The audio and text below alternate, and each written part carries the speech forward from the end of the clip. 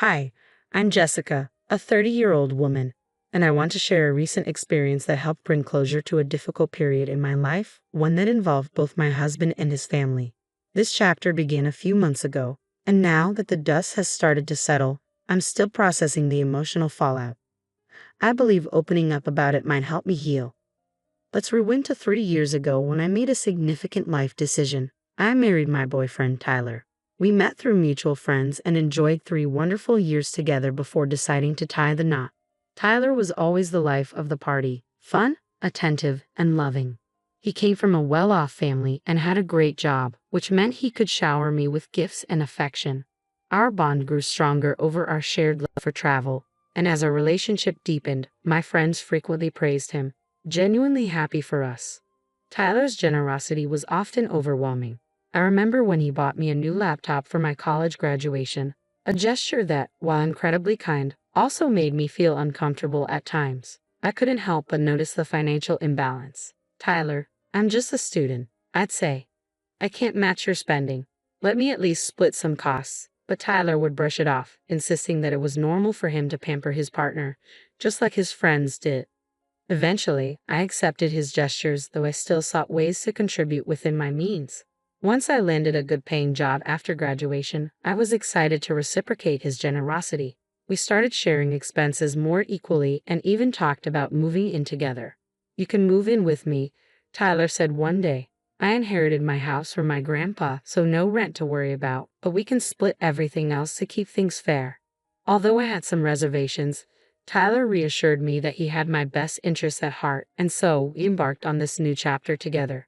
Things were going smoothly. Our financial responsibilities were shared fairly, given our different incomes, until I had the chance to meet Tyler's family. They lived far from us, and Tyler had work commitments, so I had to host them on my own. Before their arrival, Tyler warned me about their judgmental tendencies but didn't go into much detail. He just advised me to smile through it and not take any harsh words to heart. With that in mind, I approached the meeting with cautious optimism. However, any hope of a warm welcome quickly vanished when Tyler's parents and sister arrived. Instead of the friendly atmosphere I'd anticipated, they showed up visibly annoyed, setting a tense tone from the start. It didn't take long before their opinions about me became painfully clear. "So, you're the woman Tyler's been seeing," his mother Martha said coldly. "I didn't expect to find you living here. Do you even pay rent?" "No, Martha," I replied calmly, though her question caught me off guard. "Tyler told me the house was fully paid for, but we split all other bills evenly." Martha wasn't convinced. "Just because the house is paid for doesn't mean you can freeload. This is Tyler's house, not yours. Remember that." Her words stung, and the conversation grew more uncomfortable. Tyler's sister, Teresa, wasn't any better. She barely spoke to me, opting instead to glare or mention her marriage to a billionaire, as if to remind me of her superior status. Every attempt I made to connect with her was met with dismissiveness. Throughout their visit, Tyler offered no support. In fact, he seemed to side with his family, echoing their sentiments. His parents criticized my spending habits, particularly my purchases of makeup and skincare products, claiming they were frivolous considering my so-called limited contributions to the household. Their skepticism about my financial independence only deepened, partly because of comments Tyler had made. He casually mentioned to them, "Jessica was just a struggling student when we met," as if I'd been entirely dependent on him. While it's true Tyler supported me financially early on, his portrayal wasn't entirely accurate, and it felt like he was subtly reinforcing their negative opinions. Tyler's family's disapproval of me, combined with his passive stance, made the entire experience incredibly challenging. It left me questioning not only my relationship with them but also the dynamic between Tyler and me. I was caught off guard by these remarks and reminded Tyler that we had already adjusted our financial arrangement to split the bills equally. I explained that I had lived modestly both before and during our relationship and that any luxury items I had were gifts from him, gifts I had often warned him against due to their extravagance. Yet Tyler defended his lavish spending, claiming that his social status required him to give extravagant gifts. It became clear that his generosity was more about impressing his friends than truly caring for me. Their visit left me with a bitter feeling, so I confronted Tyler about the entire ordeal once they left. Unfortunately, he brushed it off. "Don't take it to heart, Jessica," he said dismissively. "They meant well. What they said wasn't serious." "Relax, you're overreacting." Despite my concerns, he refused to acknowledge the problem. 5 months later, Tyler proposed, and despite my reservations, I accepted in a moment of happiness. We started planning our engagement party, deciding to split the costs evenly. By then, I was running a small business on the side. Tyler knew about it, but he never really showed interest in how much I was earning. To me, it was more of a fulfilling hobby than a major source of income. When it came time to organize the engagement party, I decided to indulge a bit, feeling it was an occasion worth celebrating. Tyler supported me in this, and we made sure to share the expenses equally. I even took on the additional costs of covering plane tickets for my extended family so they could attend. However, as the celebration unfolded, the same old criticisms resurfaced. "You shouldn't have splurged so much on this party, Jessica. You're draining Tyler's account before you're even married. At this rate, you'll end up with a backyard wedding," his family sneered. "I thought you were financially irresponsible, but it's worse than I imagined." Their harsh words stung once again, clouding what should have been a joyful moment with doubt and frustration. I stood my ground and firmly responded to Martha. "Yes, the party was extravagant, but we both agreed to it. I paid my share, and it was actually your son's idea to invite so many people." Tyler had insisted, and I couldn't say no, especially when he mentioned he didn't mind the expense. But the criticism continued. Martha accused me of manipulating Tyler into spending more than he should, while Teresa chimed in, claiming she knew exactly what kind of person I was and that I should have been more considerate. Frustrated and overwhelmed by the tension, I excused myself to find some peace outside on the venue's lawn. There, I overheard Teresa and her husband Justin laughing at my expense. It felt like my engagement party was falling apart, with Tyler seemingly oblivious to his family's harsh judgments. Many of his extended relatives assumed I was jobless, painting me as a dependent fiancé. Noticing my distress, my mom, always protective and perceptive, approached me. As someone who had raised me as a single parent, she understood the challenges of managing finances and urged me to reconsider the engagement, pointing out the ongoing mean comments from Tyler's family. After the party, I confronted Tyler about everything that had happened. He shrugged it off, saying they were just joking, and reassured me that financial matters didn't concern him because he loved me. But I was firm, telling him I wanted to contribute more significantly to our expenses, including rent. Once again, he dismissed the idea. As we moved forward with wedding planning, the stress only intensified. Tyler's parents continued to criticize every choice I made, accusing me of bankrupting their son. The constant scrutiny made the engagement period feel unbearable. I tried explaining that everyone, including my mom, was pitching in for the wedding expenses, but Martha sharply accused me of taking advantage of Tyler, suggesting that I was trying to drain his bank account. Amid these accusations, my in-laws unfairly branded me a gold digger. I calmly addressed Gabriel, hoping to alleviate his concerns. "Gabriel, I'm not asking for any financial help. We are completely capable of financing the wedding ourselves," I reassured him. Despite my explanations, Teresa didn't hold back her criticisms, especially about the cost of my dress and makeup for the wedding day, even though I had clarified that those were covered by my mother.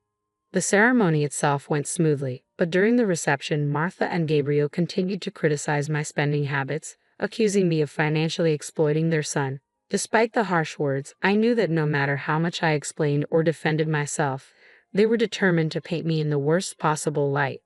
I chose to remain silent, determined not to let any conflict ruin what was supposed to be a special day. A few months later, Tyler received a significant promotion at work, and he was eager to celebrate with a grand family dinner. I was thrilled for him and wanted to make the occasion even more memorable, so I offered to cover all the expenses myself. "Tyler, I want this dinner to be something extraordinary.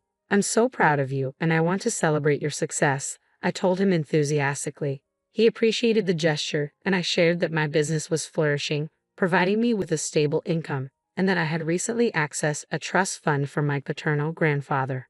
I meticulously planned the entire event, determined to make it perfect for his celebration.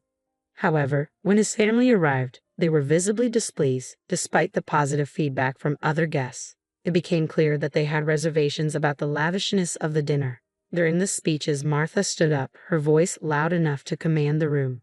"I want to thank everyone for gathering here to celebrate my son," she began. "He's incredibly hardworking, generous, and truly deserving of this promotion. Unfortunately, his good fortune hasn't extended to his choice of a partner.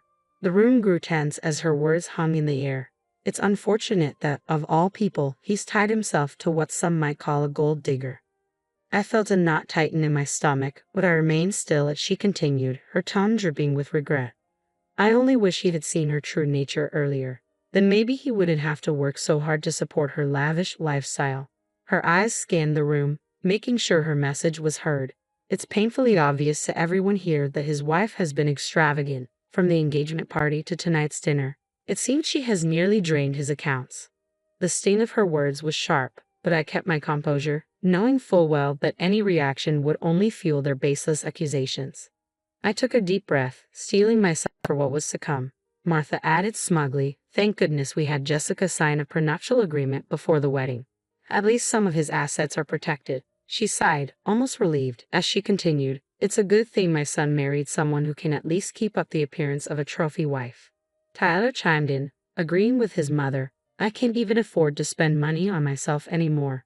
There's nothing left," he lamented, going so far as to say that marrying me was a mistake. He even compared my behavior unfavorably to what he imagined another wife might do in a similar situation. In shock and frustration, I finally spoke up. "Do you really think I'm a gold digger?" Tyler's response was sharp and hurtful. "Your lifestyle is quite damaging to my bank account." Stung but determined to set the record straight, I confronted the accusations head-on. "Since you all think I'm such a gold digger, let me show you my bank balance. Maybe that'll clear things up."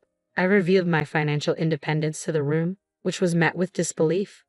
Amid the heated exchange, Martha pointedly accused, "Did you steal my son's money?" Tyler added suspiciously, "She must have taken it from you." Frustrated but calm, I responded, "I don't need to steal money from your son. Everything I have is from my own hard work. Besides, I recently accessed a trust fund left by my grandfather. I had plans to use it to buy a bigger house as a surprise for Tyler, but given the circumstances, that seems unlikely now." Despite my efforts to clarify, Tyler, seemingly ignoring the tension, suggested, "We can still buy the house. It'll be a wonderful gift."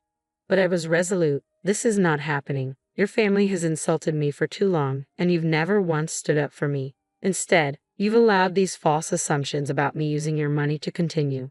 My frustration was evident as I made my stance clear.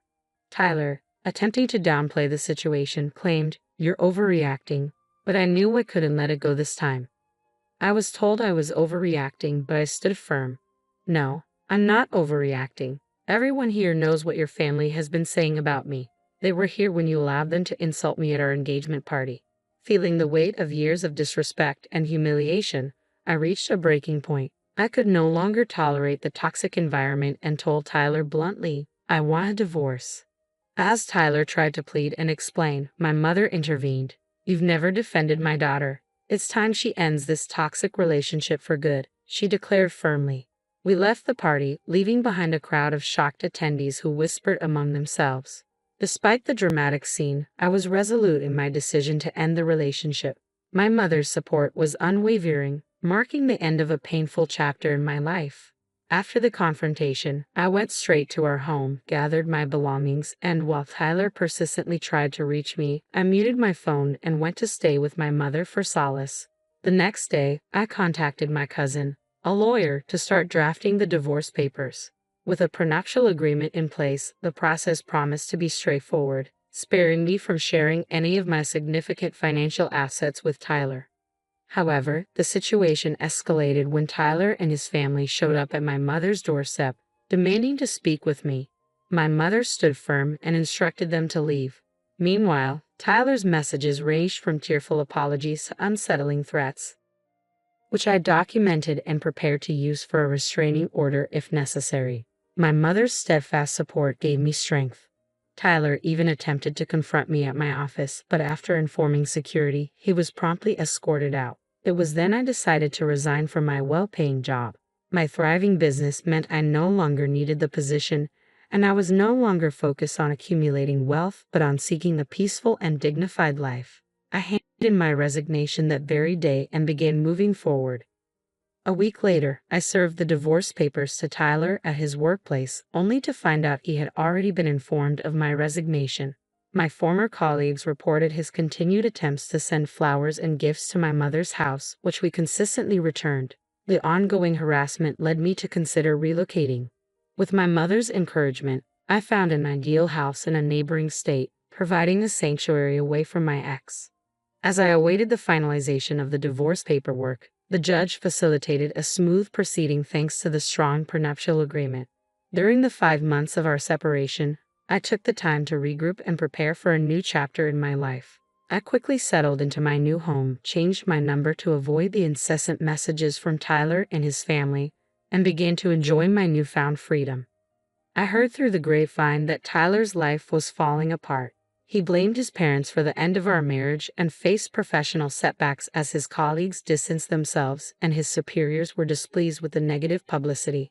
His parents contributed to the turmoil by spreading infidelity rumors, but thankfully, these baseless accusations didn't gain traction. In contrast, my life began to flourish. I focused on growing my business and embraced my newfound freedom. I started going out more and even re-entered the dating scene. While Tyler's past actions made me cautious, I remained hopeful that I would heal and eventually find someone who truly values and cherishes me. Although Tyler's actions caused me considerable pain, the strength I gained from overcoming those challenges propelled me into a brighter future, full of possibilities and self-discovery. I look forward to what lies ahead, confident in my resilience and clearer about what I seek in relationships and in life.